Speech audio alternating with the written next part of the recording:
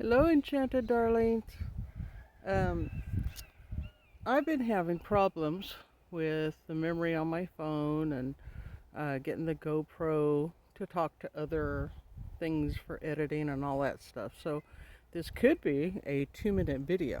I don't know. We'll try and kind of move fast through the Enchanted Garden so you guys can get an update, see where it's at.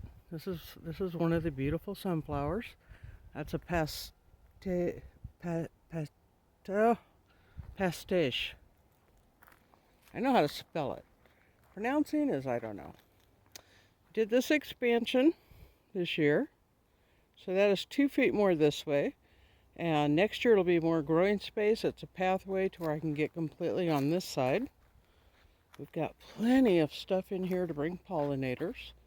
There's the strawberries. Getting a lot of foliage this year. Not a lot of berries. The goji berries. Okay, let's see if we can pan out. Now those of you that were with the Enchanted Homestead, the Enchanted Garden from previous years, know what we went through with a tree falling. It's in a previous video. And how we had to shut down that part of the garden. And so last year we got a lot smaller. Last year we called it the Get By Garden. This year it has been just booming and expanding. This is our tomatoes this year. And we've definitely got tomatoes on there. Hopefully they're going to get bigger. They're going to get greener. This is boysenberry row. Let's go on through here. Boysenberries. And we haven't seen a lot of bees, but we just keep planting more and more flowers just to see if we can maybe get a little of those bees to come visit, because we need them. And here is some of our squash. Last year we did cucumbers here, and the year before, bumper crop of cucumbers. Last year, nothing. So we've got squash in here this year, and we got more flowers to get those pollinators in. Garlic's about ready to come out. Sorry for shadows. It's that time of the evening. Sun's going down.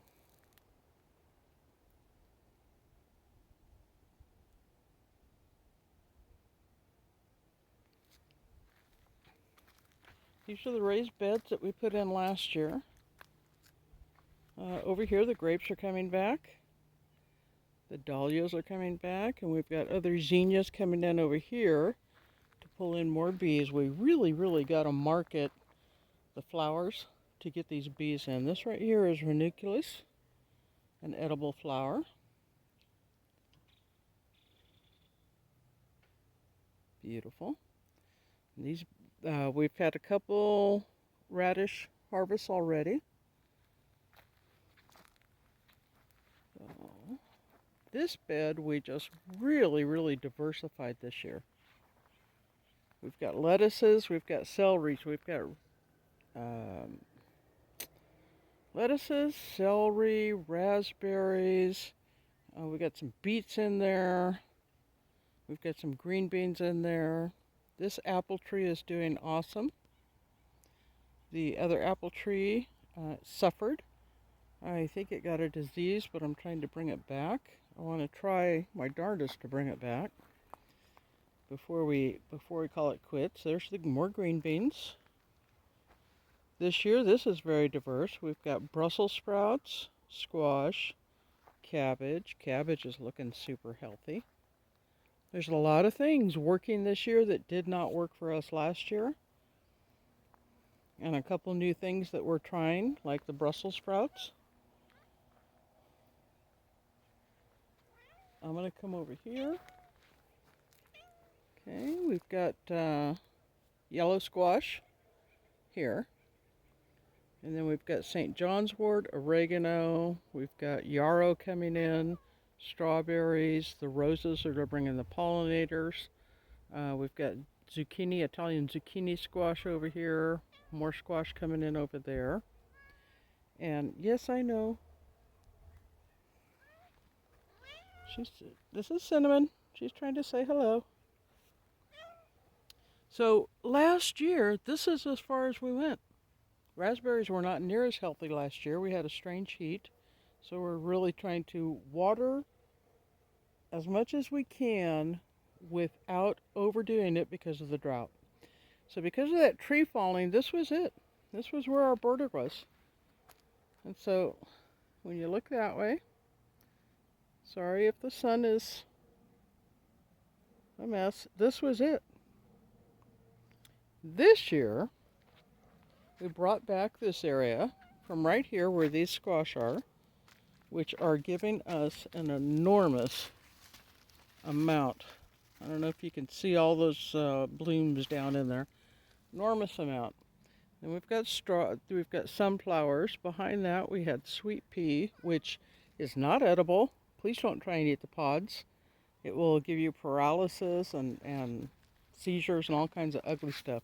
That's just to bring in, it's a beautiful Victorian flower, but it's just to bring in pollinators. And they're just about dying off. But let me show you this sunflower. Gosh, he's huge. Come here. Look at that. Look at that, especially with the sun coming through it. Isn't that precious? Isn't that precious? Gorgeous. Now this area right over here, that's where Bob stole all my onions last year. And we all know about Bob. Bob's a gopher. Bob followed me from, the Central Valley up into the mountain area. And he stole all my onions. I was going to get a bunch of onion stuff in there.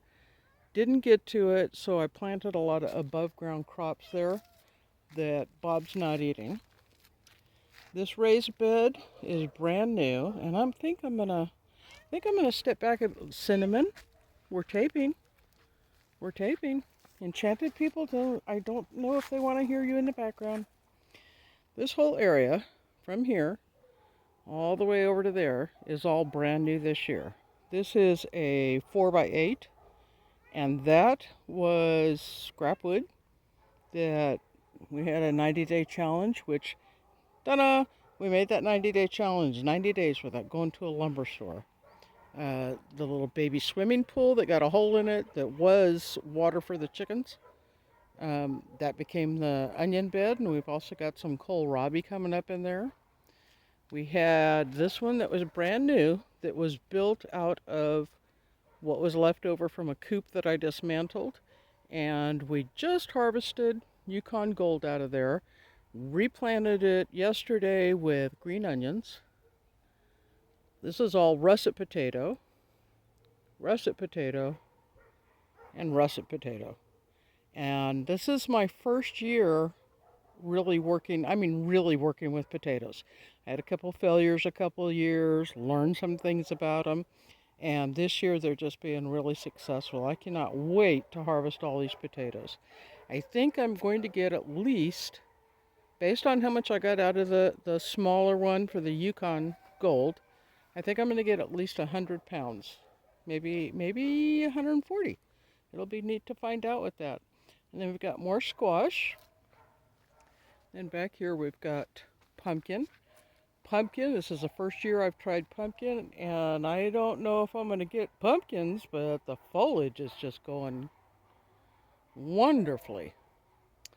And then over here we tried soybean again this year in the tire. I talked to you guys about what I was going to do with that. Well, I haven't cut it open and made it pretty or anything like that, but I did put gopher wire under it. And so we went ahead and put squash in there because the soybean again did absolutely nothing. So this is all brand new. So over here, this is what I call zone 4. No, zone 3. Sorry. Look at that. Isn't that huge? Let me put my hand there so you can see how big that leaf is. I don't have really super large hands, but they're sturdy. But it's huge. And tons. We're just getting tons of zucchini. Over here we have a grape to replace the ones that we had to take out when we had to dismantle the arbor. We've got more flowers for the pollinators. So here is where we have expanded to a zone 4. And this last year was chicken area. Well, now we free range our chickens. We've got a way to gate them off, and we free range them when they're not in their coop area over there. Then they have plenty of room to roam. So we've got watermelon this year. This is our new zone 4. I'm just going to pan around, and this is everything brand new food space this year. Watermelon, cucumber, tomatoes, squash. Behind this squash is Chinese asters that is going to come up behind it, 3 varieties of Chinese aster. I can't wait to see those. I've never planted that kind of flower. I don't know what it's actually going to look like, but it's going to be awesome. This was cayenne pepper, which did absolutely nothing, so that was a fail this year. Eggplant, it's there, but it's struggling, and we keep babying it. We might get something. And around this pear tree, which is struggling, and we're trying to bring it back, is all floral down on this end to bring in the pollinators. We've got 5 varieties of flowers. It looks like one variety is really taking over, but we'll see. And then this is squash, and we have a little bit of cantaloupe on this side. And let's see, over here. Now these, I want to step back a little bit. This was just an enchanting, awesome idea. I didn't know, because this is the first year expanding out here, did I really want to make something permanent, not like permanent raised beds. I had gardened in zone 3 before, so I kind of knew what I wanted to do there, but this is zone 4. It was brand new. So all of these borders are all temporary. You can see the little pegs there holding it up. This entire configuration can be changed, and next year it might become something completely different. If I like it and it works well, then I can always make these permanent structures next year. So let me go on over to this way. This pear tree is struggling. We want to try and bring it back, but I just don't think that one apple and these 2 pear tree are coming back, but we'll find out. So here we are, standing in the middle of zone 4. We've got cantaloupe, peas. This section of peas did not come up. I've got about a 50% germination rate, so I had to keep reseeding. We've got more squash coming in here. The chamomile has hardly come up. We planted all the way down along there, and it just didn't germinate. This is my first year for trying a grow bag. I don't know if I like them. You know, my particular enchanted talent happens to be in the ground. That's what I do best. Everybody needs to find what works for them. I don't think the grow bags are going to be my thing. We'll see. And then this is the cucumber. This area was the very, very last to get planted. And so the cucumber is now coming healthy, but it's got some catching up to do. And this is the squash. Now, in addition to this entire zone 4, we have a zone 5, but it's in a whole location. In the next video, I'll probably show you zone 5. Zone 5 has turnips, cilantro, parsley, pumpkin, squash, tomato, and 2 different kinds of bush beans. And I don't think I put parsnip over there. I was trying parsnip this year. It was interesting. I'll let you know how that one goes. But I need to, way over here, let's move that a little bit. Is all along the fence is those Chinese aster. So we might have to thin down some of these squash leaves a little bit, make sure it gets enough sunshine. The watermelon is doing wonderful. I don't know if I'm going to actually get watermelon, but so far the foliage is doing great, and it looks like it is wanting to starting to put off little watermelons. What we'll probably do is like thin it down to probably not have more than 2, maybe 3 watermelons per vine, so it can really go into providing that nutrition. Hi, girls. Girls, say hi to everybody enchanted. Say hi to all the enchanted friends out there.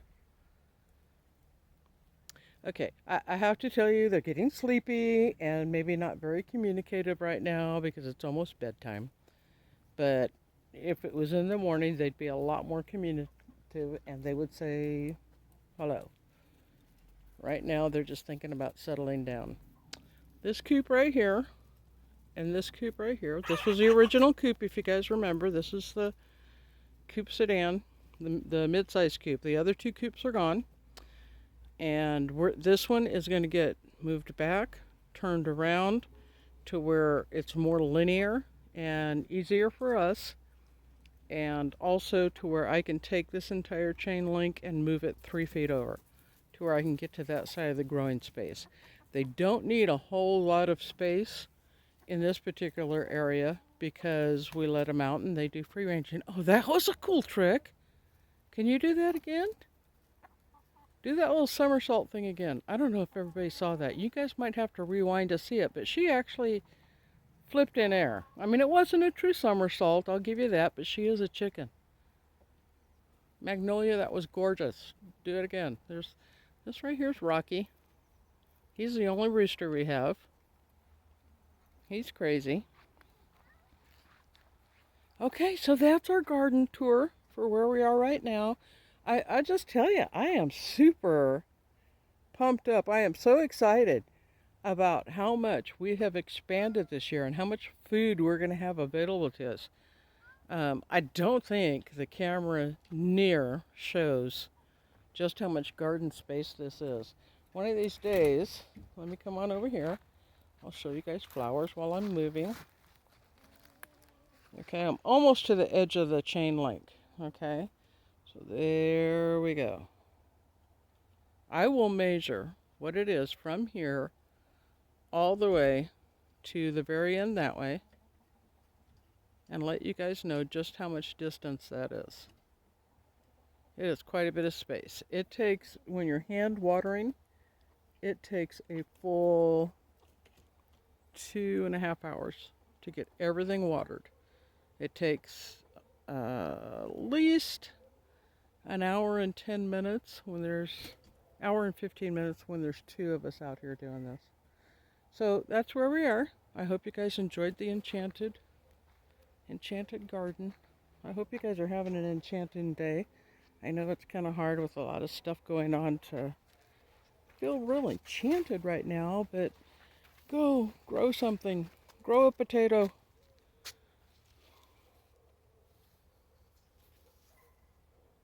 You know, I come out here and all the world's ills just kind of go away and things become enchanting. Get some green. Get some green. Bob so far, and you know, maybe it's enchanting because so far Bob has not given me any grief this year.